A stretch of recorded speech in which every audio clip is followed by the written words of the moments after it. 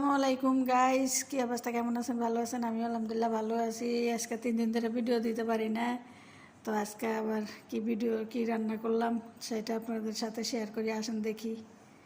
এই যে গোস গোস দিয়ে আলু দিয়ে পাকাইছি, ডাল দিয়া, আর এই যে সাদা ভাত পাকাইছি। এই যে এটা আজকে দুপুরকার খাবার।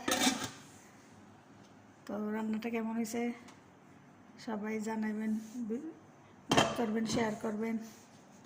ওকে, আল্লাহ হাফেজ, বাই বাই। আজকে 3 দিন ধরে রান্ধি না, বুঝছেন? আজকেও রান্না করি না। এটা একবারিতে খাবার দেওয়া গেছে, খাবার গরম করলাম, বুঝতে পারছেন?